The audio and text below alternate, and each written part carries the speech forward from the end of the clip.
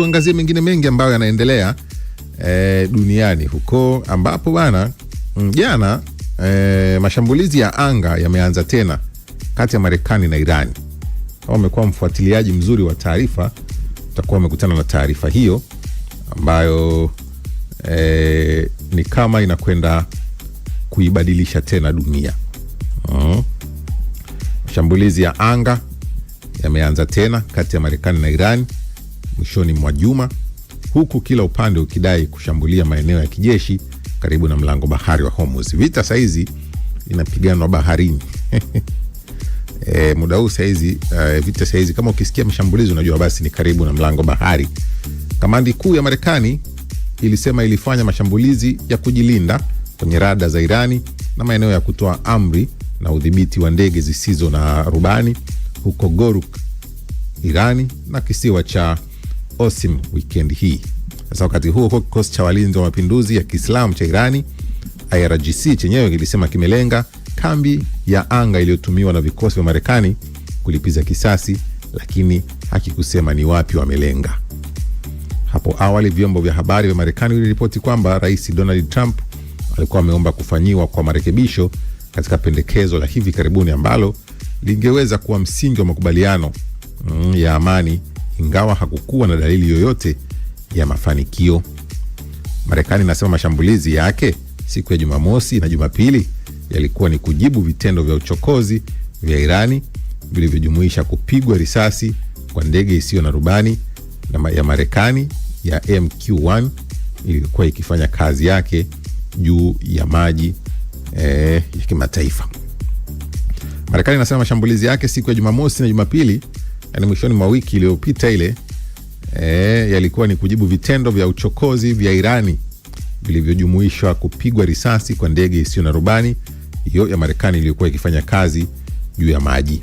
Jeshi la IRGC lilisema lilishambulia kambi ya jeshi la anga ambayo Marekani ilitumia kutekeleza mashambulizi hayo kwenye mnara wake wa mawasiliano kwenye kisiwa cha Siri katika Ghuba, karibu maili 40, kilomita 65 hivi kutoka pwani ya kusini mwa Irani. Sasa jeshi la Irani lenyewe limeongeza kuwa jibu lake litakuwa tofauti kabisa ikiwa uchokozi wa Marekani utarudiwa tena, kulingana na matamshi ya IRGC yaliyoripotiwa na shirika la habari la Fars la Irani ambalo si rasmi. Wakati haya yote yanaendelea, kumbuka ceasefire inaendelea na kinachoendelea kwa sasa ni kujaribu kuzungumza kumaliza hilo jambo, lakini mashambulizi ya hapa na pale yamekuwa yakiripotiwa kwenye baadhi ya maeneo. Sasa nimekuambia kuhusiana na marekebisho ambayo Rais Trump anayataka. Kwa mujibu wa vyombo vya habari vya Marekani vinasema ameomba marekebisho yafanyiwe kwenye makubaliano kati ya Marekani na Irani yanayolenga kukomesha kabisa mapigano yaliyoanza mapema mwaka huu. Vyombo vya habari vinaripoti mabadiliko hayo yanahusiana na mlango bahari wa Hormuz na kuondolewa kwa madini ya urani, ambapo ndio mabadiliko ambayo Rais Trump ameyawasilisha tena kule Irani. Mohamed Baga Galibaf ambaye ni spika wa bunge la Irani na ni mpatanishi mkuu wa Irani anasema kwamba takriban asema Irani haitakubali makubaliano yoyote yaliyopo nje yale ambayo yanajadiliwa kwa sasa au ambayo yanakiuka haki za Irani ambazo wamekuwa wakizisimamia. Hiyo ni miongoni mwa taarifa ambayo imeendelea kugonga vichwa vya habari. Jana pia nimeona taarifa ya Irani kupitia kwa kiongozi wao mkuu Mojtaba Amenei ambaye amekuwa akitoa taarifa kwa njia ya matamko haonekani. Iran ni kama wanaitaka Israel isifanye chochote pale Lebanon. Sasa inasema kama Israel itaendelea kuishambulia Lebanon, hawatasita kuchukua hatua za kijeshi dhidi ya Israel. Kwa hiyo jana wakati kwenye hiyo taarifa wametoa tahadhari kwa wakazi wa Israel kwamba kama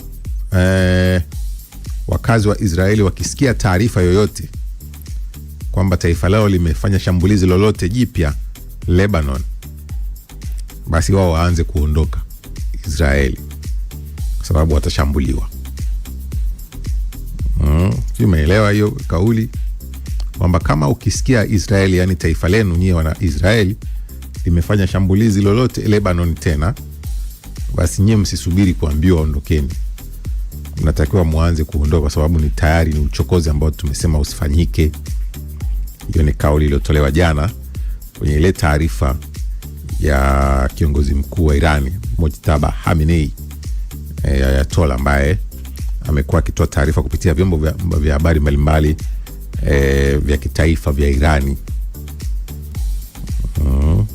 Sasa kwenye kuangazia huo mzozo wa Lebanon, mapigano yamezidi kati ya jeshi la Israel na kundi la Hezbollah licha ya makubaliano ya kusitisha vita yanayoratibiwa na Marekani. Sasa Ufaransa jana nimeona imetoa taarifa yake, inataka Baraza la Usalama kuingilia kati kufuatia ongezeko la mashambulizi hayo.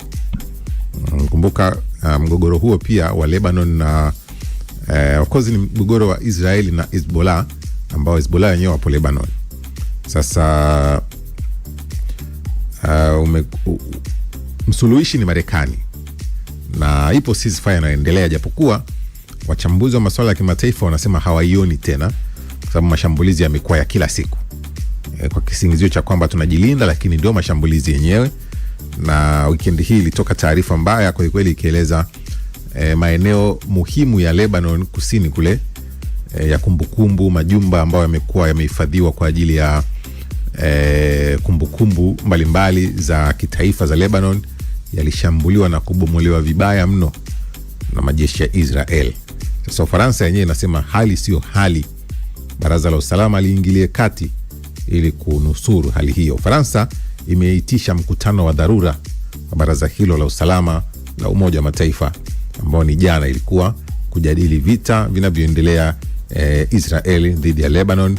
Mkutano huo umeitishwa baada ya jeshi la Israel kuliteka eneo muhimu la kasri la kale. Nakwambia hiyo ndio ilikuwa habari kubwa kwa kweli. Eneo la mlima nchini Lebanon ambalo linajulikana Kiarabu kama Qualti al-Saqfu, na kupandisha bendera ya Israeli kwenye eneo hilo. Hiyo ndio imefanya mataifa kadhaa ikiwemo Marekani kuona mbona hali ni mbaya, mbona hali haijakaa sawa. Na tumekuwa tukizungumza hapa juzi, Godfrey Mchungu jana akawa anasema lengo la Israeli miaka yote kwenye mapigano ambayo limekuwa likiyafanya, lenyewe limekuwa likitafuta maeneo. Wao lengo lao kubwa ni kusogea, kujiongezea eneo. Kwa hiyo hata hapa unasikia wameingia kwenye eneo hilo kasri la kale la kimkakati pale Lebanon, na wametia bendera yao pale, maana yake hapo ni kwao. Mtazamo wowote kuhusiana na hilo niandikie kupitia 0683802966. Bado tunazo taarifa nyingi kwa kweli, tutaendelea kuzizungumza hapa. Mimi naitwa Exaudi Mtetu. Kirudi itakuwa ni time ya wino mzito na mengine mengi ambayo tumekuandalia. Endelea kubakia na sisi mpaka